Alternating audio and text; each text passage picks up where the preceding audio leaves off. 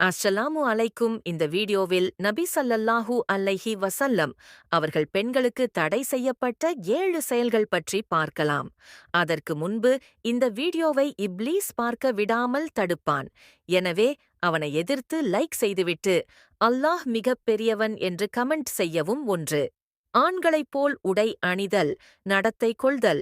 நபி ஸல்லல்லாஹு அலைஹி வஸல்லம் அவர்கள் கூறினார்கள், ஆண்களைப் போல நடக்கும் பெண்களையும் பெண்களைப் போல நடக்கும் ஆண்களையும் அல்லாஹ் சபித்திருக்கிறார். புகாரி ஹதீஸ் 5885. 2. ஹிஜாப் மறைமுகத்தை புறக்கணித்தல். பெண்கள் வெளியில் சென்றால் அவற்றில் அடக்கமும் மறைமுகமும் அவசியம். குர்ஆன் கூறுகிறது, நம்பிக்கையுடைய பெண்களே, தங்கள் ஒளியை குறைத்து தங்கள் அழகை வெளிப்படுத்தாதீர்கள். சூரா அன்-நூர் 24:31. 3. நகைச்சுவை அல்லது கவர்ச்சியுடன் பேசுதல். ஆண்களுடன் அல்லாஹ் கூறுகிறார், மென்மையான குரலில் கவர்ச்சியுடன் பேசாதீர்கள், இதனால் இதயத்தில் நோயுள்ளவர் விரும்பிவிடலாம்.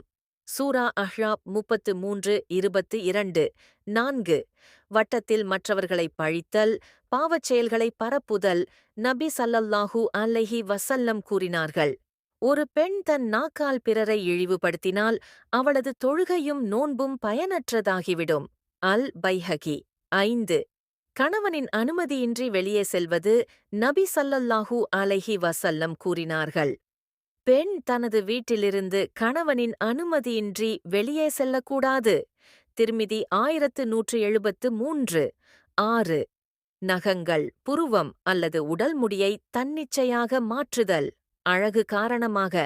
நபி ஸல்லல்லாஹு அலைஹி வஸல்லம், புருவம் சீவுபவர்களையும் உடல் அமைப்பை மாற்றுபவர்களையும் அல்லாஹ் சாபித்திருக்கிறார். புகாரி 5931. 7. ஆண்களுடன் கலந்து பழகுதல். கலப்பு, மிக்சிங். நபி ஸல்லல்லாஹு அலைஹி வஸல்லம் அவர்கள் ஆண்கள் மற்றும் பெண்களிடையே கலந்த நடத்தை தடை செய்தார்கள், ஏனெனில் அது பல பாவங்களுக்கான வாய்ப்பை ஏற்படுத்தும்.